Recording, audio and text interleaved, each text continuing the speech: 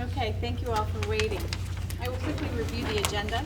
We'll have previous minutes, students and school presentations, parent groups, open to the public, 3 minutes per speaker for no longer than 60 minutes.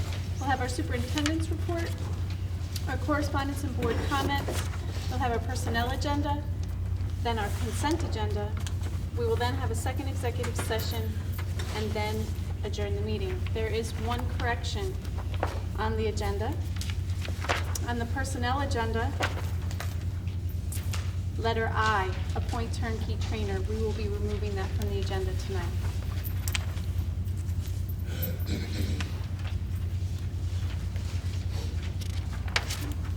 May I have a motion to approve the minutes? Motion to approve the minutes of the previous regular meeting. Second. Comments or questions? All those in favor? Aye. Opposed? Motion carried. Do we have any student or school presentations tonight? Any parent groups? Okay, open to the public. Oh, parent group. Hi, Meredith. Hi. Yeah, tonight I'm wearing my Arts and Ed Foundation hat. Okay. So my name is Meredith Hewer. I'm the chair of the Beacon Arts and Education Foundation. And I wanted to, first of all, I want to thank the former administration for setting up the Beacon City School District with Duchess BOCES program. This is a great program where through, there's certain programs that are aidable, arts and ed programming that's aidable.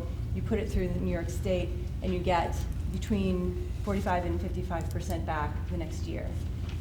It's a win-win. It's just a great thing. And we were with it several years ago, I guess the district was, and then it lapsed, and the Arts and Education Foundation paid the $2,500 half-year admin fee last year so that we could get it going. And we did that specifically so that we could put the Calco Ball through that, which we have also paid for the past 5 years, because the Calco Ball is a $12,000 a year program. So this really benefits us. Hopefully this year, because of that, we will only have to pay somewhere around $7,000. So we're really excited about that. Last year, in that just the half year, Beacon put through almost $20,000 worth of programming and received a check back from BOCES for $9,000, a little bit over $9,000. And that's really amazing to start the 2013-14 school year with $9,000 in your pocket toward arts and ed programming. So we're very, very excited about that. We're very grateful that that's happening, and we look forward to that continuing. We think it's really important to figure out how to keep it in. It's a $5,000 a year administration fee, and so I know there's some number crunching that needs to happen. Anne Marie and I talked about it, and I think it's very forward thinking. I mean, obviously, you're getting a lot more for your money than that $5,000. But I have a couple of questions for the district about this. First of all, I met with Brian Tim on Friday and Anne Marie. I think we have a Calco Ball date. Do you think we're pretty good for that? Yeah, it was June 10th. June 10th.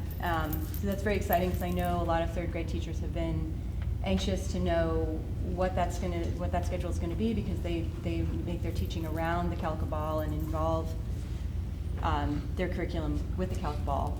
So I think that will work. It's very exciting. The 25th Calco Ball is really amazing for our district. But I also want to ask the administration what the plan is to let principals and teachers and PTAs know about the BOCES COSER, because it really only works if people are putting programming through. And we're not even, I mean, obviously it would be amazing if we had new programming going through, but I think there's a lot of existing programming in this district that is being paid for that could be going through the COSER, could be aidable, and could be bringing money back in next year. And so this is something we started with the former administration, talking about how to make that work within this district, because there's a lot of teachers and administrators that don't know about it. It's a one-page contract. It's really could not be simpler. So I wanted to hear how we're going to let everybody know about that. maybe Anne Marie can flesh this out, but my understanding is that this is something that she has already been working with the administration and teachers over the last several years. Where is she? I'm here. I was looking in the wrong direction. This is the second year that we've been using the coaster in a long time. It was a big push with the PTAs to actually do that, but we didn't do it until mid-year last year. So in our meeting, Brian and I talked to Meredith about, first we were going to try to nail down the Calico Ball Day, which we did, and then the second part was to just to remind the principals that this is out there and to try to discuss it with the teachers. We were also going to involve the PTA. We had talked about getting them involved in knowing what things are, because gratefully the PTA is really paying for a lot of the field trips that we were able to get the BOCES aid. So we have to thank them as well, because without them we wouldn't be able to do, Definitely. you know, between that. So we will then now step out to do that.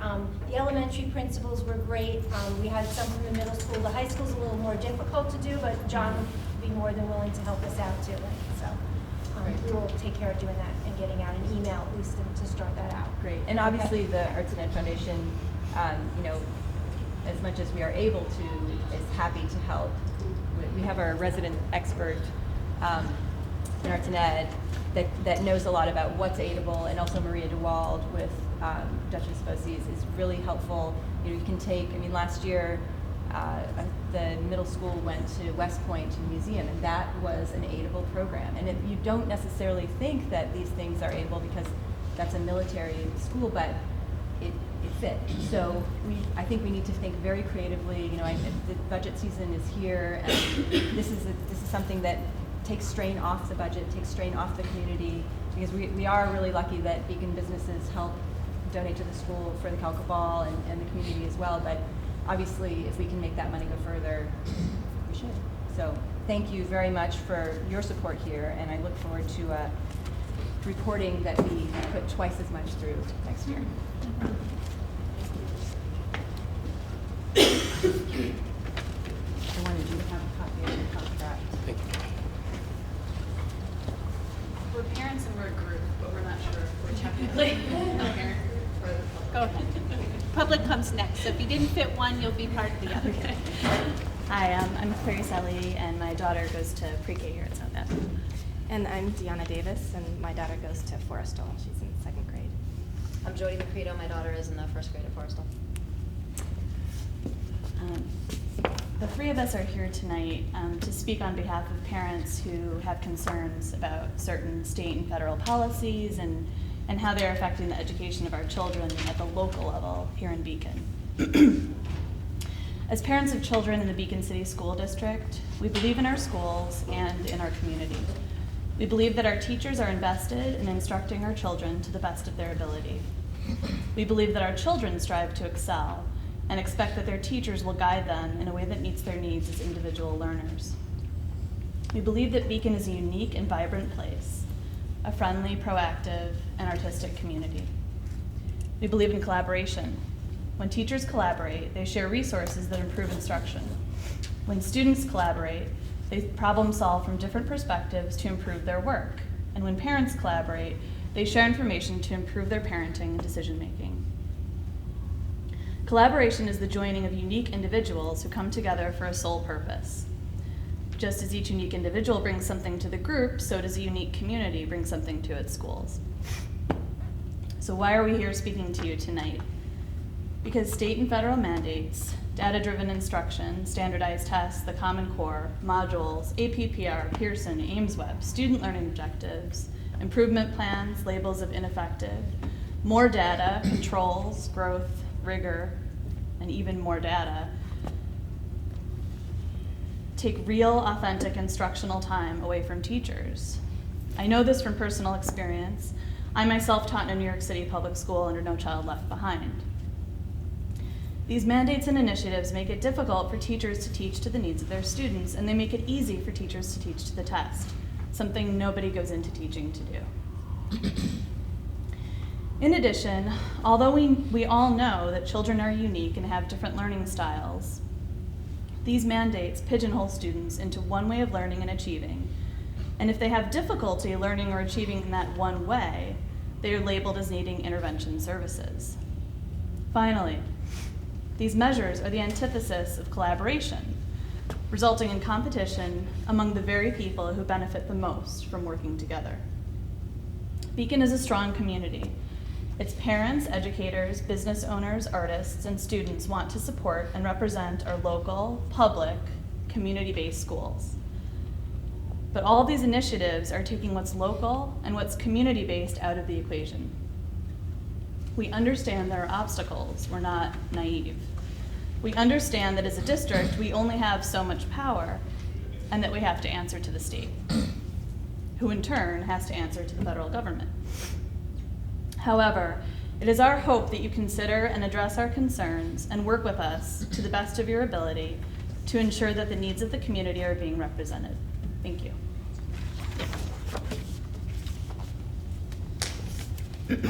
I just have a pretty short question. I went to the meeting in Poughkeepsie with Commissioner King a couple months ago, and throughout the meeting he kept emphasizing that it's up to the local districts to decide the curriculum and that the Common Core modules are not a requirement. So I was just wondering what the district's official position is on that, if there is one, and how much leeway teachers have in their teaching. When I had started during the summer, as we got probably into the month of August, there's an awful lot of conversation going on as to people were wanting to know whether we're going to fully move ahead with the Common Core or where we were going to be. I mean, you're arguably in about year 3 of Common Core implementation, and we already had one round of tests under our belt in the preceding spring. So we made the decision to fully go ahead with the Common Core curriculum. We didn't have the time to go out and write our own, so we did make use of the modules. Part of what's happened over the last several months is we've had to start to be more flexible on what's within the modules, so we're, rather than just a full adoption mode, I would consider it more of an adaptation mode where we're not necessarily using everything that's in the modules across the board. So are teachers allowed to decide what they do? Teachers, probably the easiest way to put that would be teachers working collaboratively with the principal and Okay. central office.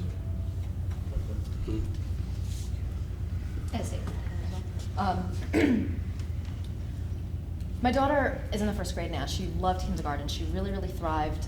She loved center time. She loved making new friends. She loved collaborating with them on projects, and she really learned a lot out of it. And her growth and her learning really was amazing to watch. She was heartbroken when she got sick and had to stay home from school and miss it. She really loved going.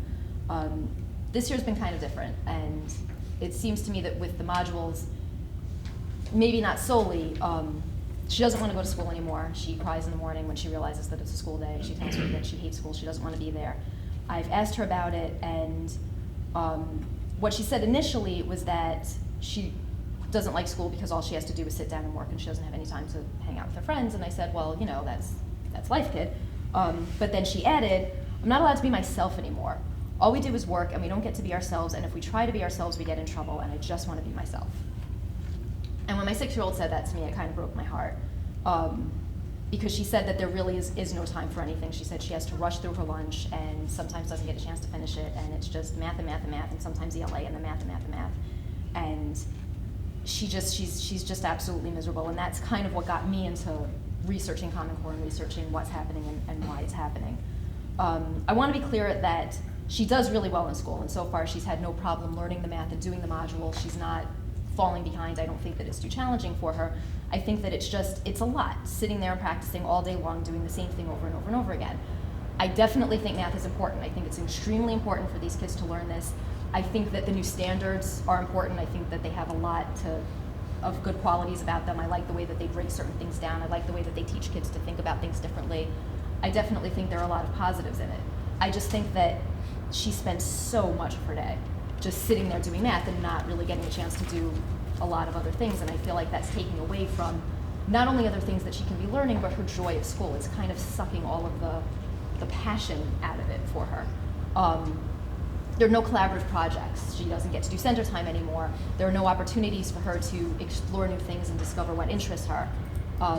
And like Clarice was saying, we live in this amazing community, and it's filled with artists and actors and filmmakers and writers, and many of them are more than willing to volunteer their time in the schools and come in and do these projects with the kids. And most of these kids aren't going to be mathematicians.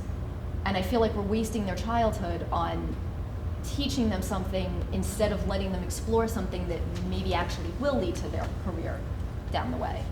I realize that a lot of it has to do with money because of the Race to the Top grant and certain things that Beacon might need. I'm curious as to what we actually get for participating in this and what we're required to do with what we get. So I did a little research on the Board of Ed website, and I was a little confused by what I found there, so I'm hoping that I can understand a little bit more from you guys. I found that there was a line in the budget that says instruction benefits, and I don't know what that means, but I saw that it's up almost $2 million from last year's budget. I don't know what that goes toward, and I don't know if any of that comes from. I don't have that answer as we sit here. Okay. We'd have to see. just Yeah, what we're I looking I at, figured that. I'm and then just we could probably figure it out. Yeah. But And I noticed that the teacher salary 7 through 12 went down by over $200,000 a year, which, again, I don't know why that is. I don't know if it's because teachers retired and new teachers came in. I don't know what the situations are, but when I was looking at the numbers, I was just a little curious as to, because I know that a big part of the reason that a lot of school districts are participating in this is the money that we get for participating in it. But if we're required to use that money to buy the testing materials and buy the textbooks and buy the things that we're required to buy it because of it, then is it really benefiting us? And that's kind of the question that I'm posing. It's kind of hard to tell exactly without knowing the line item that you're referring to. Just to be clear, I don't know that the only reason why Beacon or any other district has implemented the Common Core curriculum is because of Race to the Top funds. I think there's plenty of schools that did not get Race to the Top funds that are also moving ahead with the Common Core, but that's in part because that is the state curriculum, where the state holds us accountable to certain standards, and now our new reality is the Common Core. So I wasn't here, so I don't know what the Right. rationale was behind the decisions at the time, but I think I'm safe in saying that the idea to go ahead with implementing Common Core or even use of the modules was not because we're getting Race to the Top monies. Does that answer your question? It does actually, yes, thank you. Is the general feeling that we're participating in it because it's the state mandate? Well, that's the way in which, essentially, there used to be what was referred to as the 2005 curriculum. That was the standard that the state had out there. Now we moved into the Common Core curriculum. That is the new standard by which the state measures us to see whether we're being successful in educating our students. So is there then any leeway within the district to do things a little bit differently? I think even within the current year, so remember what I said a few minutes ago, that we made the decision to go ahead, to move ahead with the use of the modules. Once we got into the school year a couple months in and realized that the modules really were not meeting all of our needs, we started modifying them. And then even for next year, so Mr. Tim and I had a meeting just this last week where we talked to the teachers about the idea that probably in the month of May, after we get past the 3 through 8 testing and grading, we're going to be asking the question, so for next year, for next September, what are we going to do? Are we going to keep the modules as they are? Are we going to have our sort of in-house now modified version because we've been adjusting them throughout the course of the year? Are we going to go with a completely different system other than the modules? Those are the types of things we'd have to be asking, but I think I'm safe in characterizing it as we've already been adjusting or trying to adjust, recognizing that they're not everything that we need them to be.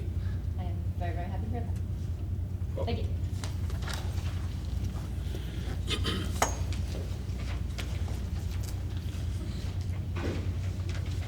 who else would like to speak? Oh, we are now open to the public. Who would like to speak?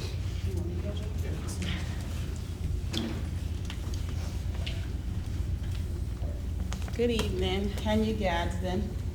Okay, so where do I start? So I'll start with the meeting that we had recently, the collaborative meeting with the BTA, the PTO, and the PCSOs in the district. I want to say that I'm still happy that it's going well, that communication is building. We're trying to form, when you put many minds together that have operated solely together in one room, sometimes it's difficult to come to a common core agreement, but we're doing that, and so we're pushing forward. One of the things that did come forward in that meeting was the continuation of the Calico Bowl and where the funds would come from to continue that. So there are funds that exist now, may carry us, I think, 2 years, and then after that, pretty much there's no more funds. From what I learned from the meeting, that is being funded by the Arts and Eds program, but the district right now isn't paying into that at all. So the question that I have is, will the district start to put money into the Calico Bowl, since it is something that's enriching and has been existing since 25 years ago, or has the district opted out of that? I don't know what the answer is to that question as far as the history. My understanding is that the community group had been involved in funding that, or maybe even reviving it. That's the Arts and Eds, right? Yeah, right. Right, but there's no more, like, there's only 2 years left. They calculated that once that money is gone, there is no more money. So they're trying to formulate the board again, like get those people who've existed, who've been pushing forward to ensure that it continues, get them to come in for a meeting, and then we're gonna try to come up with an idea of how we continue to raise funds to keep that going. But on the flip side of that, the district isn't paying into it at all. And so from my understanding, I don't want to make an accusation that may not be valid, but from my understanding, the district isn't paying into it at all. So my question is will the district pay into it, because it's a good thing, it's enriching, it's an educational experience that. So I'd have to find out what the logic was in the past as to why we're not currently. I don't know. Do you want a brief history? Yeah, history me, yeah, come on. Well, you're asking me to make a decision here on the spot. I need a chance to kind of look at it, and plus, even by your own version, it's not something that's a problem for the current year, or even for next year. You're talking. Yeah, but someone else is carrying the weight, someone else is doing it, the district is not doing it. So even if that is the case, that it exists, yes it exists, but of no, input from the district that it exists, other than allowing it to happen. I don't know if they have to petition the district to make it happen. I don't know how that goes about, but I'm sure there's some permission that's granted to the buildings to allow the teachers to incorporate this into their program so that it actually is geared towards a successful event. So the financial component doesn't come from the district. So what you'd be looking at, because I want to make sure I get an answer, that's where I'm headed, is you would be looking at why the district doesn't pay into it, and if the district is. And I think Anne Marie, is going to come to our meeting and enlighten us. So you might want to have some dialogue, whoever's in charge, have some dialogue with Anne Marie, because she might be able to enlighten you, like I was enlightened when I was there the other day, because I was sad that there is no money coming from the district to keep funding this program. So that's one. Dr. Dolan, if you wouldn't mind me, can I address this, because I was involved in this? Oh, that's nice. And Meredith, if you don't mind. The Calico, the reason, let me just give you a little background. The reason why I'm involved, I used to co-chair the Beacon Arts and Ed Foundation with Meredith. And when it got started up again 5 years ago, the Calico Bowl was taken out of the school district budget 5 years ago. A grant was given to the school district and put into the Arts and Ed Foundation by Pete Seeger for the continuation of the Calico Bowl, because it was being cut out of our budget. And Pete and Toshi Seeger gave that money to us. And it was handled by the Arts and Ed Foundation with the knowledge that the Arts and Ed Foundation would continue on, raise funds, and keep it going as long as they could. It was never intended to come back into the school budget. There was never any intention for it. It was being handed over to the Arts and Ed Foundation. So the Arts and Ed Foundation has continued to run it. So what you're saying is that the district is going to take the position that because PTA, because I got that information too, that PTA gave the grant and the whole Right. yard, and so that money is there, it's supposed to grow itself. If it doesn't grow itself, it won't exist anymore. Well, that money was spent already years ago. As a matter of fact, the Arts and Ed Foundation for the last 3 years has been independently raising funds to run the Calico Bowl. And what I'm saying to you is I just went to a meeting, right, that says that they are at the end. And And those people that exist there, that was spearheading the growth of that area, are no longer really vested in doing it. They're tired. So if they get tired, right, and I'm not saying all of them are tired, but I am saying that there are people who are tired. If they get tired and no one continues to invest in it, it will go away. Is the You district have to willing take- to let it go away? And with that, you have to take up with the Arts and Ed Foundation. No, I'm taking it up with the district now. So But the it's not a should district take- run, it's not a district run But bring it program. back to the district. So if you bring it back to the district, are you saying that the district is not gonna hear it? Is that what you're saying? No, I think, I'm It just could giving be- you the economic No, history. I respect that. so here's, we're starting fully into the budget seasons, where we're asking all these difficult questions about what do we want our schools to look like, what monies do we have available. I think probably in the next several weeks, we're gonna have a much better idea what the state's going to give us. So it's no different than any other year where we have to ask the question, what can we afford, what can we support? If that's part of what we have to look at, but obviously, thank you, Larry, but the decision was made at some point in the past that they could no longer afford to support it. We'd have to look at that question, I think, as part of the budget, because I'll wait for you to look at it and I'll consider what Larry's saying too, and then consider what I got. I'll consider all of those things. okay. The other thing is the parent communicator position now, which should have been, actually started in September. It didn't start. It was posted recently, but now we're 4 months into the school year, and we still don't have a parent communicator to actually deal with the Focus One status of the middle school and of the high school.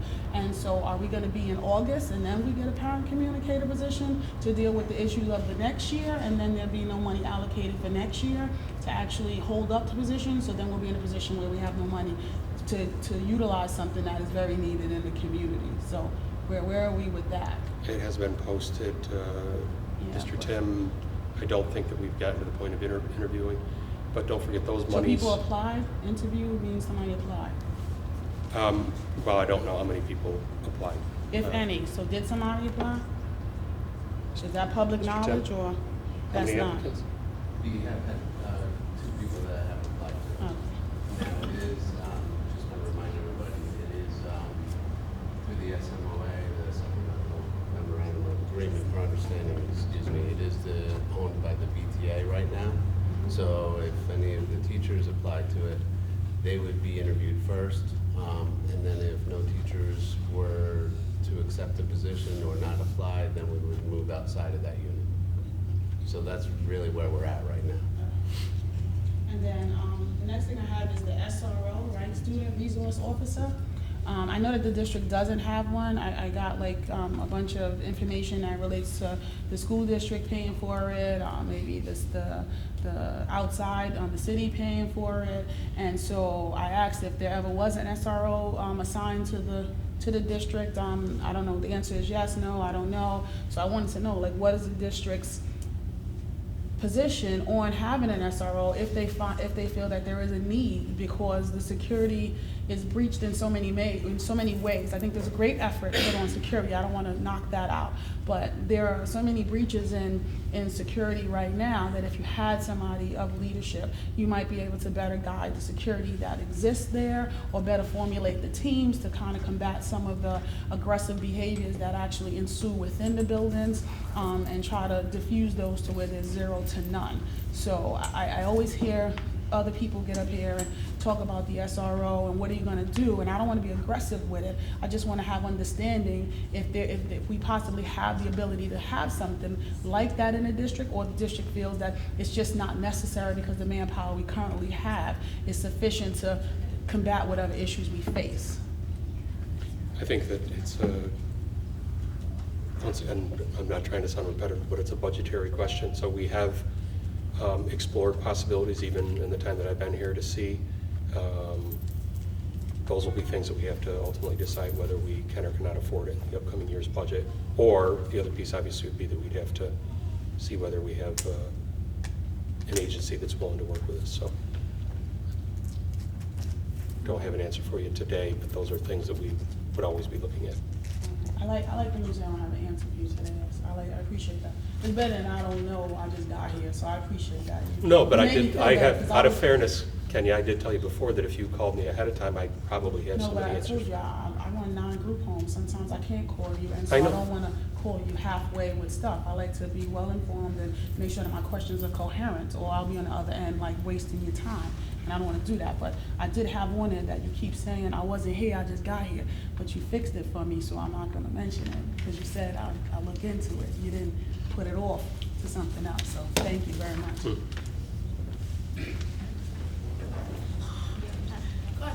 I just had one quick thing to say regarding the Beacon Arts and Education Foundation. We are strictly a fundraising foundation. We are not controlling the Calico Ball. We do have the money to pay for the Calico Ball, but we don't have any other control on when the date is set or anything having to do with that. So we just are here to try to support it. We did take it on because it was dropped by the district. The district would be welcome, obviously, to take it back. And I know budgets are tight, but maybe that won't always be the case. And with the BOCES coaster, it's that much cheaper. But I just want to make it very, very, very clear. All we do is raise money. We don't, that's it. We're not influencing anything else about it. Yes.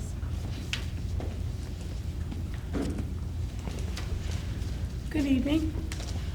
Kim Howell, President of the BTA.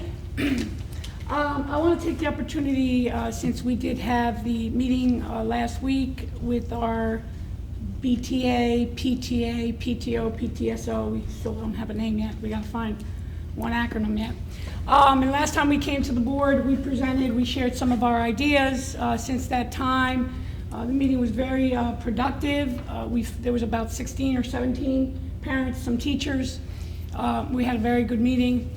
And in that meeting, like I shared last week, and the group shared, that we have some long-term goals that we're looking at.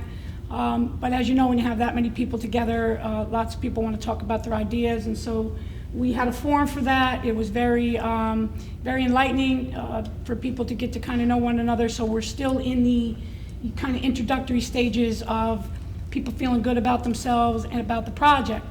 One of the things that did come up was the Calico Ball. And I think what I'm hearing, and what I was hearing last week, and what I'm hearing tonight is, the folks that have been here for a while, we know the history, and there's many of you on the board that know the history, some more than others. Some of the parents also, PTO people, know the history as well. I don't believe that there's enough folks that know the history, and so oftentimes there's mixed messages, and why did the district drop it? Well, if you were here, you would understand some of the budgetary constraints that were happening at the time. And I think if everybody knew that story, I don't think anybody would disagree with why the district had to drop the program. There was a lot of time spent at that point in time, and I was at every board meeting back then as well. It was not an easy decision, as I recall. It's something that the community values. Unfortunately, what doesn't happen is it doesn't transcend in terms of what's happening historically. The new parents coming up only hear about how wonderful it is. And until you've done it and you've seen it, and then you've passed it, then you can give the information about how great it is. So the newer parents with the younger children coming up, they value, they want to keep it, and they want to move forward. The parents that, their kids have moved on, maybe their investment isn't as strong, but they still can, they can still resonate with how wonderful that event was. So I think part of the issue is there's not enough education and communication in terms of the newer folks coming in with, why things happened the way in which they did. So one of the things we discussed at that meeting was it had come out that they didn't know, reaching out to the district is saying, well, it's not really our event, but, in essence, it's, we're facilitating it somehow. The teachers as well. So as a teacher, we're involved. As a BTA, we're involved. We also, like the Arts and Ed, we are acting as a fundraising capacity to support the district and lots of other groups in the district. So we asked Anne Marie to come to speak to some of the history, and Dr. Dorwood, we only didn't ask you to come because we knew it would be more of an education for you, but you're certainly welcome to come on the 30th to, become a little more educated about the history as well. Anne Marie being here as long as she's been here, can speak to some of the history with the Calico Ball and hopefully enlighten some of the folks as to some of the decisions. Everybody knows the deal, and then we can move on in terms of how are we going to continue to fund the program. Unless, some things change, with either the federal government and some of the mandates that are happening for school districts across the state and the country, it will always be challenging to offer all of the ancillary and extra things that we want for kids. So again, I think it would be in the best interest of the district as a whole, district community, to be able to, use a forum to be able to educate folks. And I'm certainly inviting all of you, or some of you. I know Christine Galbo is sitting on that committee as well, and we appreciate all of her input, not only as a board member, but she's really sitting on it as a teacher and a parent, as she's very involved with PTOs in her district as well. So with that being said, I want everybody to know here that we are really trying to collaborate with our parents, teachers together with parents, to try to foster better communication in the district and to help support the district in areas in which they need help. And it's certainly funding all of these extra programs that we want to have. So Mr. Tim, Dr. Dorwood, our next meeting is on the 30th. We've invited the principals as well to come to help in that support.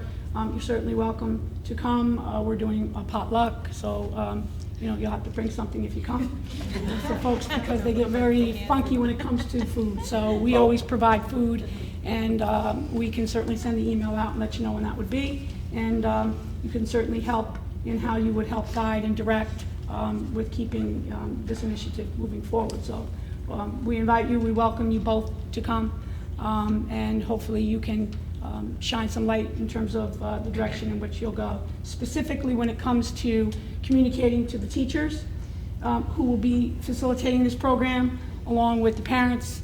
If the date is June 10th, it would be good if folks knew about that sooner than later. Specifically the teachers, because they're going to have to fit that into their curriculum at some point in time. And as you shared, there's not a lot of time in the day.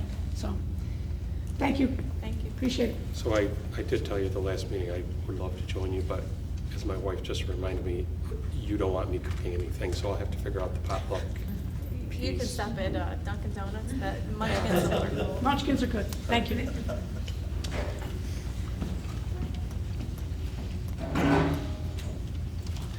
Good evening. Jan Stark, resident, community. Just a couple quick questions. Well, that's probably not exactly quick, but. About 3 minutes, Jim. Yeah. I'll let everybody in front of me. On your personnel agenda, you have a number, letter M, approve agreement. Now, I know that when it comes to personnel matters, you can't, give the individual and things of that nature. I was just wondering, if it can be explained what the addendum agreement is, especially since it's stated here that a copy of which shall be incorporated by reference in the minutes of this meeting. Is it something that's going to cost the district more money? Is it additional benefits? Can be any elaboration done on that? It's a personnel issue, so I don't know that I can elaborate at this time. Okay. Because you've had other addendum with agreements where you've like in the last meeting where you've actually named the individual and what the benefits, if that was benefits. I'm just asking if it's something that's going to cost the residents any additional money. I'm not at liberty to address this right now, being a confidential personnel issue. Mike, is it? Yeah, it is a personnel matter right now. The board hasn't acted upon it yet, so I think right now it's confidential, and I agree with the superintendent that it would be inappropriate for him to comment to provide any detail concerning it at this point. Okay, but once you act on it, a copy of that agreement will be in the minutes? Well, the minutes will be prepared and approved by the Board of Education either at the next meeting or at the following meeting. So it'll be incorporated by reference at that point in the same way that items are incorporated by reference in the minutes and have been for years. With no detail as to what the agreement is? Well, it's certainly not now until the Board of Education is active. I understand that, but I mean, once the board acts on it and it goes into the minutes, will a copy of the agreement be in those minutes? Or just be referred to as an It'll agreement? be referred to, it'll be incorporated by reference, and to the extent that a member of the public were to submit a FOIL request for it, it would be available under FOIL. Okay. That's fair. My other question, here we are, January 13th, and I know in most districts, we usually start the budget process November. If I read the news correctly, we're in a position where we have zero growth in terms of our tax levy for, not tax levy, the tax cap for this coming year. I was wondering where we are in the actual process of putting together our budget and what we have to look forward to or not look forward to for next year. I think we're still a little early. I don't know that it's necessarily correct that most districts have begun by now. Oh, yeah, they have. Well, I know where I worked previously, at least 2 out of the 3 years, we were really getting into it in the month of January. So If you think the month of January is early to put together a budget. I didn't for a say that it's district this early. I'm size. just saying that I don't know that I would agree with the characterization that most districts have already begun. Okay. Uh, Let me you- reference. I've been in just kidding. education for 35 years. I've worked in 7 different school districts. I know the districts throughout Orange County and parts of Dutchess County. And when I say that most districts have started the process starting like November, as late as December, I know as a teacher, I used to have my budget, my classroom budget in by Thanksgiving, and then it was reviewed over Christmas time. Yeah, that's when most places started down here at least. Okay, especially when you're dealing with what our tax base is and what our the projected limitations are going to be on our cap. So we're just beginning the process. Well, there's a budget calendar that the board will be following. Ms. Corderoni and I have been working on it, I think it's safe to say, over the last month, more formally. The part of what will be happening in upcoming workshops is there'll be a component built in for review of the various sections of the budget. Okay. We're not in Kansas anymore. The other thing is I've been substituting it in the district, been in most of the buildings, and the district that I retired from is on par with being the same size as Beacon, actually probably a little bit smaller, and our budget numbers are about the same. I remember when Vito DeCesare sat where you are as superintendent of schools, and we got the big push to put together a package and have a brand new high school built, and spouting that, oh, it's going to be so technologically advanced. I mean, other than having the Dell computers for the teachers to be able to take attendance and do work on, there's virtually no, in the classrooms I've been in, whether they've been in the elementary schools, the middle school, or at the high school, there's been virtually no interactive technology for the students to be able to utilize in the classrooms. I've been in math classrooms, I've been in science classrooms, there's nothing. We are so, and this is, over a short period of time, we are so far behind the 8 ball in terms of technology to help our students learn and become more creative, whether it be at the elementary level, middle school, or at the high school. Somewhere along, and my understanding is that there's going to be 3 smart boards coming to the high school. That's like, yeehaw. We need to do something more to really benefit our students, because whether we're doing core curriculum or you're doing STEM education, regardless as to the type of program we're going to implement in our schools, the kids need to be able to come out with something that's going to challenge their thought process and really, really engage them. And one of the key components in APPR is student engagement. And from what I've seen, there's nothing really that's going to be able to engage the students in terms of interactive technology at any of the buildings. Thank you. Dennis, it looks like you're the last one. Would How do you know like I want to speak? say anything, Madam President? Because Dennis, you usually like to speak with us, and we enjoy hearing from you, and I see a note in your hand. Would you like to speak, Dennis? Thank you, Madam President. Yes, I would. You know, it seems to me,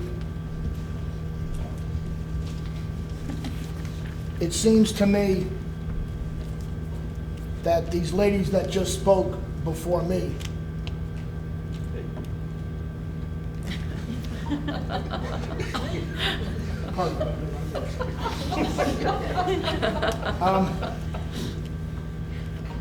let me rephrase that. The ladies that spoke previously.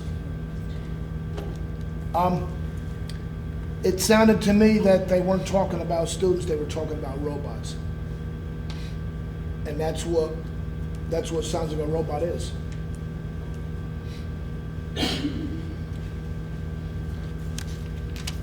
Whoop-de-doo for Common Core, huh?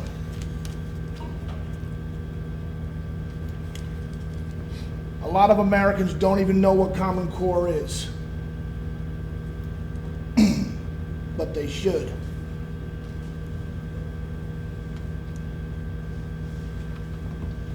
It's the government's plan to try to bring the same standard to every government-run school. This may sound too good to be true. Often states dumb down tests to try to leave no child left behind. So how can government evaluate teachers and reward successful schools if there isn't a single national standard? But when the federal government imposes a single teaching plan on 15,000 school districts across the country, that's even more central planning than the central planning really works. It brings nothing more than stagnation.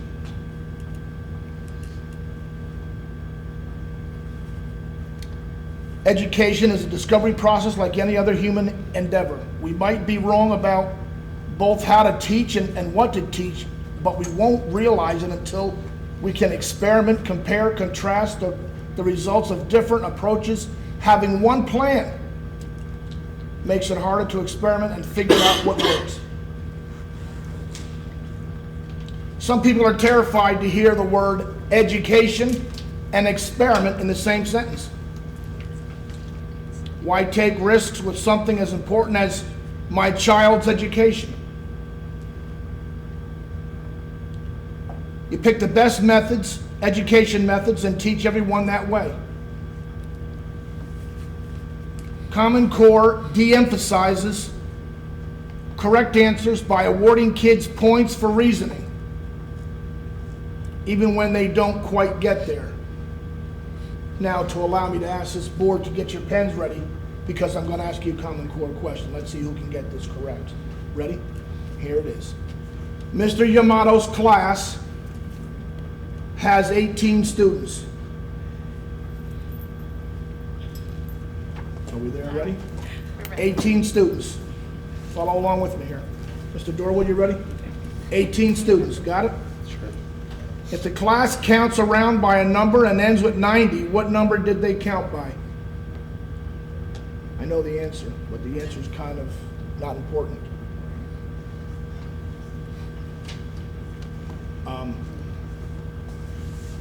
Common Core asks that question too. But Common Core requests 108 steps to get to the answer. The answer is 5. But the student, like I just said to you, has to go through 108 steps to get to the number 5. So let me ask you, who's learning? For what?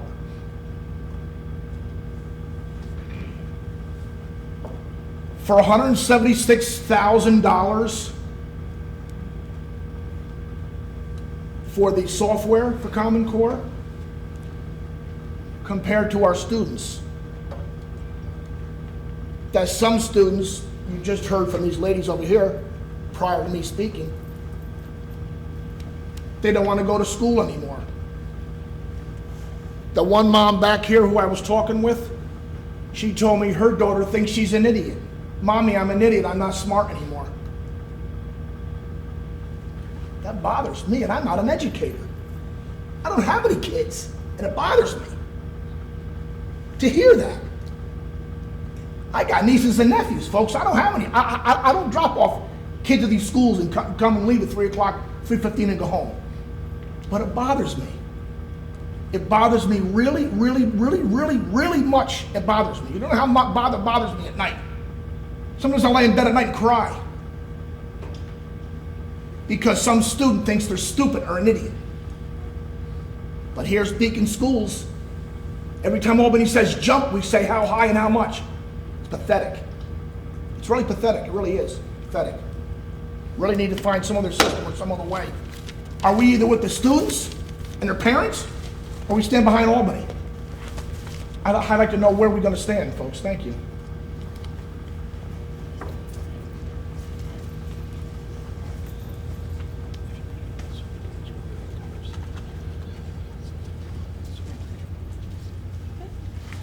We're all set. Anyone else like to speak? We'll go on to our superintendent's report. So before I lose my voice entirely, I wanted to start off by thanking Ms. Conrad. I think that the presentation tonight was great. It was nice that you were able to incorporate the students and the work that they're doing into the presentation. And on behalf of the board, I thank you for the tour and the work that you did tonight. The other thing that I'd like to talk about briefly, was it 2 meetings ago? Dr. Sieverding had spoken about the goal that I had put into the strategic plan relative to addressing the issue of student dropout. I've asked him to come and join us tonight to talk a little bit more because he's now completed the draft report, and I know we're going to be looking for community involvement in the next steps.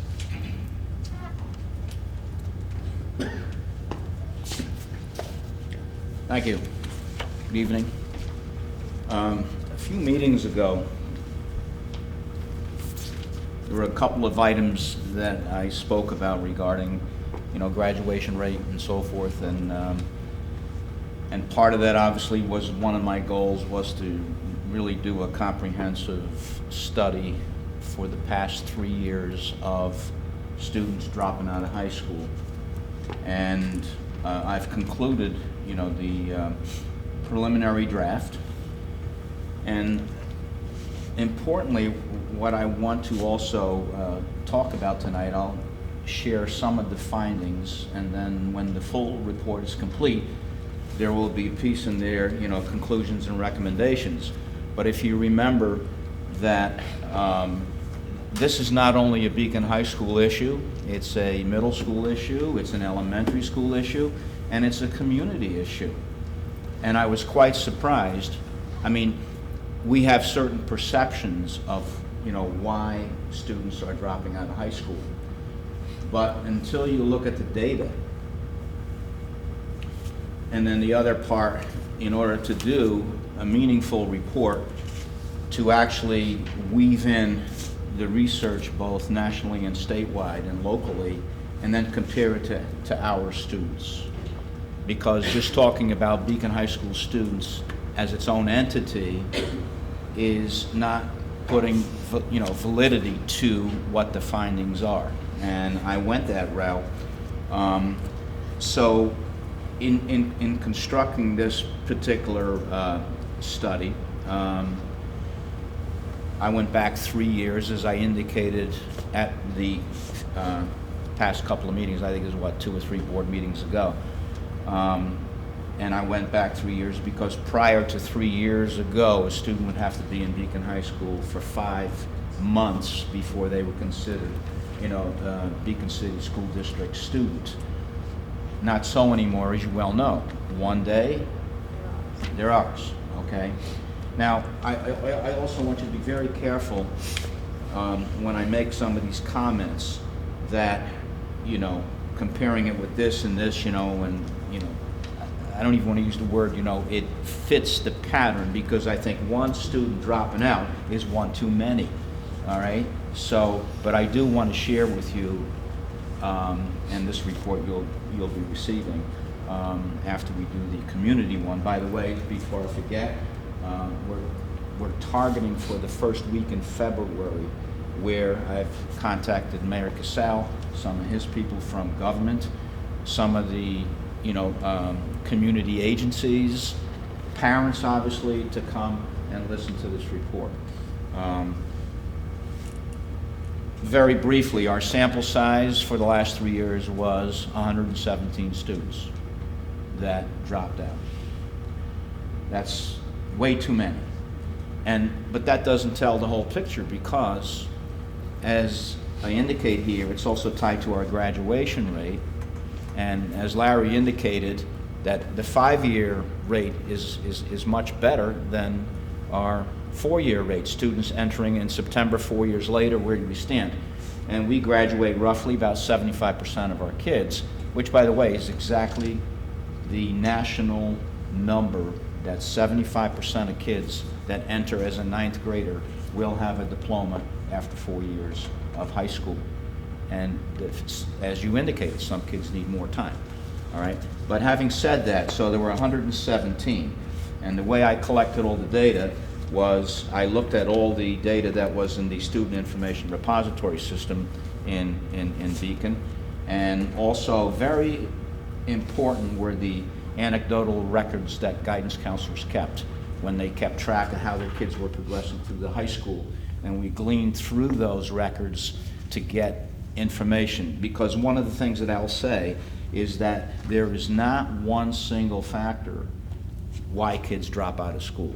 There's not one single factor. There might be a major component, but underneath that, there are a lot of layers to that onion that you start peeling away. Well, you know, so that's where I got the data. And then, as you well know, that there are certain perceptions, and what we did is, demographically, we looked at general education or students with disabilities, English language learners, homeless students, economically disadvantaged students. And the other category that I put in there was months spent in Beacon High School. Now, the reason I put that category in there, because one of the largest number of kids dropping out were transfer students. Transfer students, going back to what I said earlier.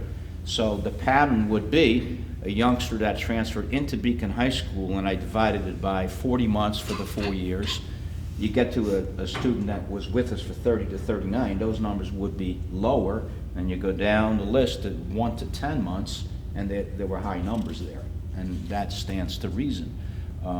Students coming in, you know, at an age of older age, 16, 17, 18, and 2, 3, 4, 5 credits, and you need 22 to graduate.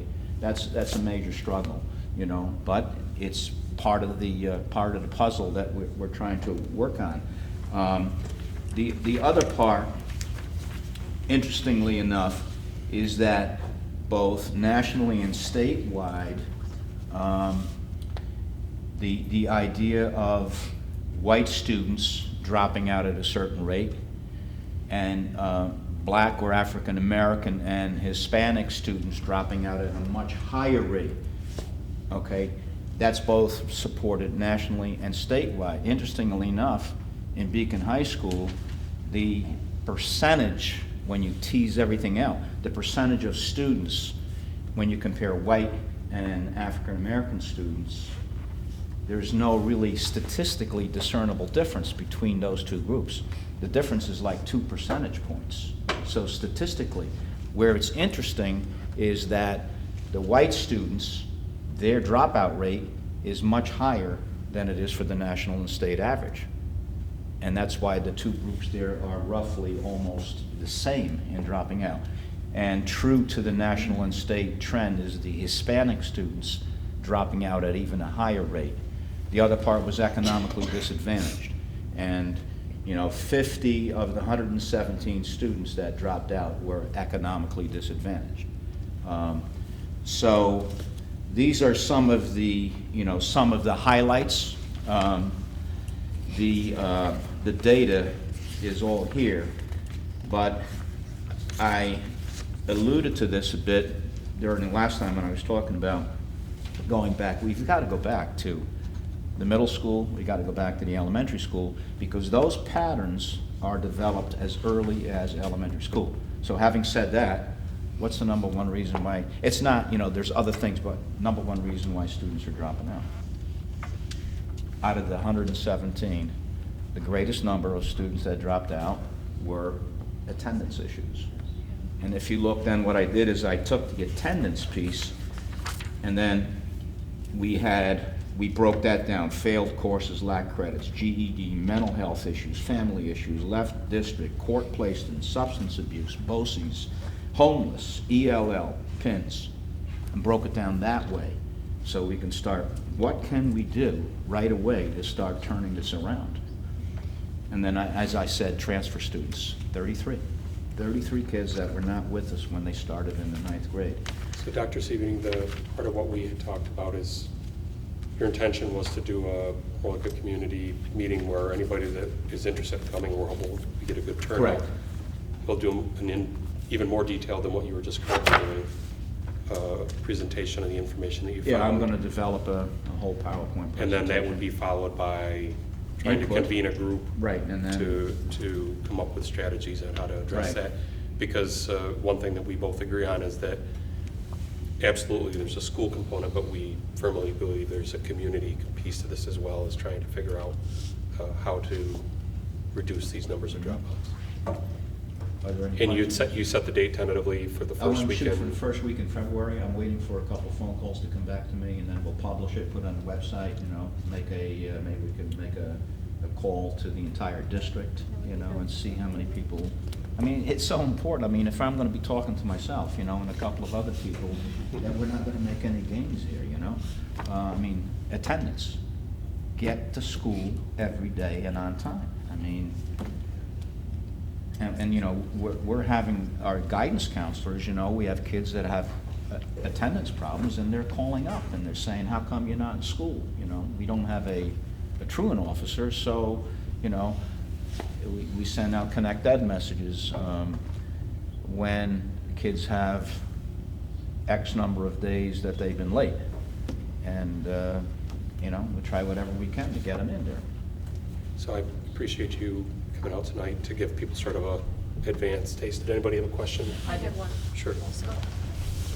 My question is hopefully easy. Out of that 117, do you know if those are students who dropped out and then did not return to school at all, or those are students who dropped out of Beacon High School and maybe enrolled in another school? Yeah, for the most part, they dropped out and never showed up. But that's what, what happens though, not, large numbers, but there are situations, that's one of the things that I have to find out, because we talked about every kid now in New York State has an identifier number.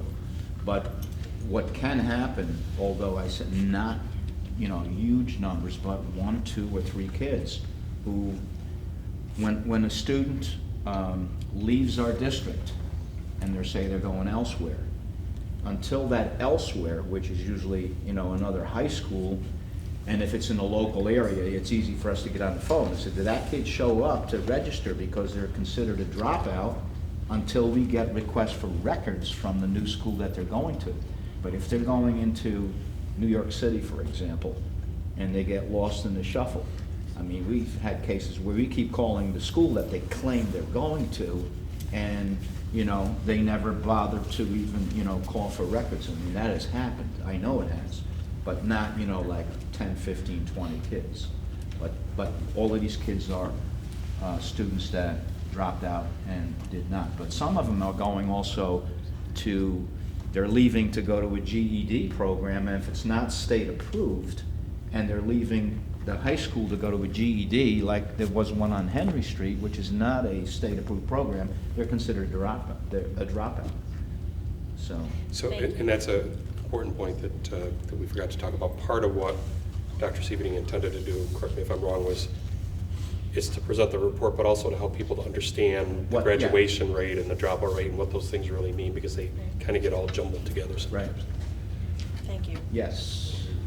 Will the first meeting be informational only, or will you be looking for input as well? Well, I think, you know, the strategy is present the information, here's the data, these are the issues, and spell out the issues. Now, to invite people to start giving us input in how can we help to turn this thing around. They've then maybe create a task force out of all the people that come for this informational meeting.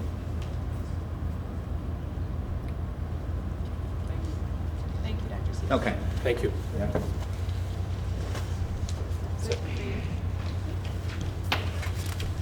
we have correspondence and board comments tonight? I just had one comment. I don't know. Okay. Anybody on that end wants to start? I know that people have talked about this, but I just wanted to say I wasn't able to attend the first meeting, but I did attend the January 6th meeting of the district-wide PTO, PTA, PTSO meeting, which was sponsored by the BTA. It was at Beacon High School. It was wonderful to see all of there were parents from many different schools. And just so people understand, I saw a lot of people looking like they were interested in wanting to participate. And I think eventually this will result in something that all parents can participate in. But at this point, I think it seems like what's happening is the leadership of the PTOs from the different schools are coming together, trying to find ways that they can share ideas, just like the teachers from the different schools are coming together to find ways to share ideas. So at this point, I think that really a good core group has been developed.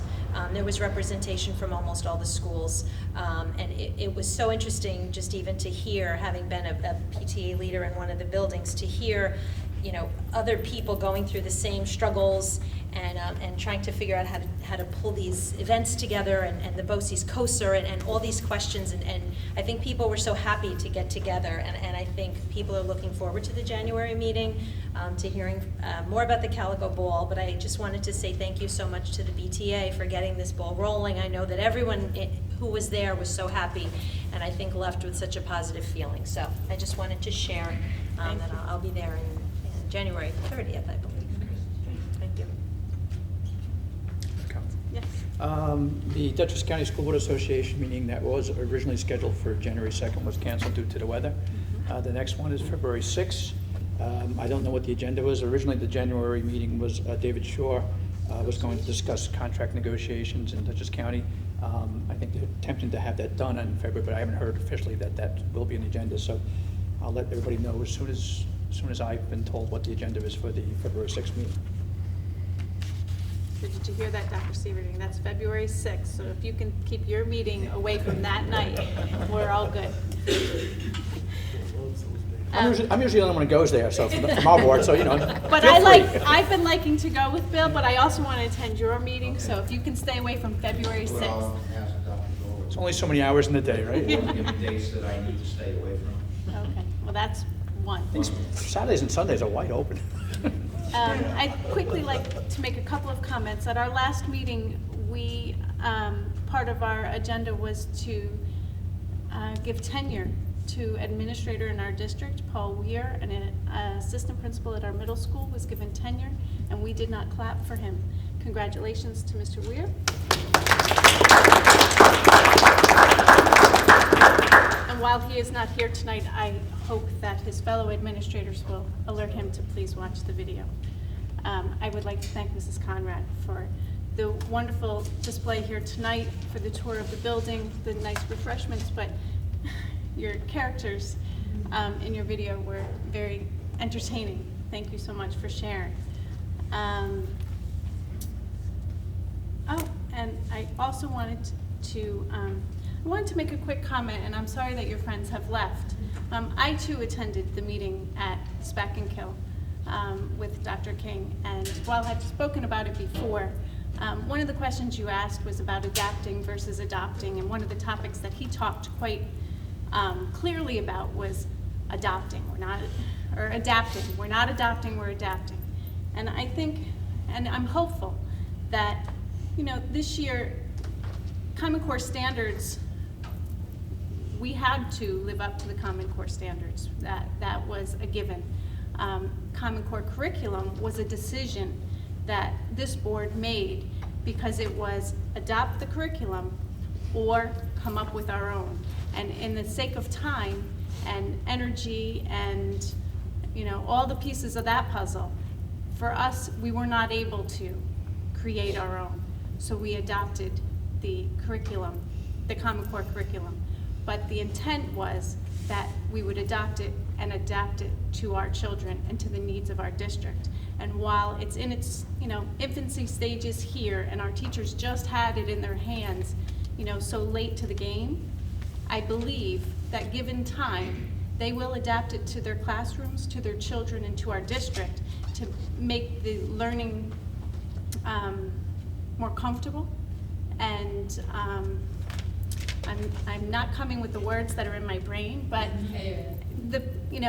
I think this year it's been tough on everyone. It's tough on our teachers, it's tough on our parents, it's certainly tough on our children as we get on solid ground, but I believe that we're getting there, and with great work of our teachers and of our students, she'll begin to feel like herself again. And lastly, I would like to congratulate our girls, Lady Bulldogs basketball, on beating Lords. How many years? 33, yeah, the newspaper said greater than 30, so congratulations to them. They won today, too. What was that? They won today also. And I was there to see them win against John Jay, and I saw them play 2 games in the tournament over the holiday up in Millbrook and Spackenkill, and they're a great team to watch. Nice group of girls really passing the ball, but to beat Lords, and that article was wonderful, so please confer our congratulations to them as well. If I could just add, Leandra Etche, I believe, got Athlete of the Week. Beacon Bulldogs got Team of the Week. Like the accolades just keep Well, on coming. Hudson Valley Sports Report? Yeah. Ah, very good. It's great to see our kids doing great things. Okay, we're all set? May I have a motion for the personnel? Mike, how do we operate that since we're removing an item? Do we have to make a motion to remove it? Was it already removed, or did you just announce it? I just announced it during the review. I think the personnel or the consent agenda rules allow us to just remove it from the agenda. Okay. So you can just remove it. Fine. So, It's a separate vote. so I have to make a motion to remove it? Or just the fact that I stated we're removing it, we're okay? You can just remove it from the consent agenda. You do not. It's on the personnel agenda. But it's still a consent agenda. The personnel agenda is a Last time we consent said agenda. It's been accept. removed.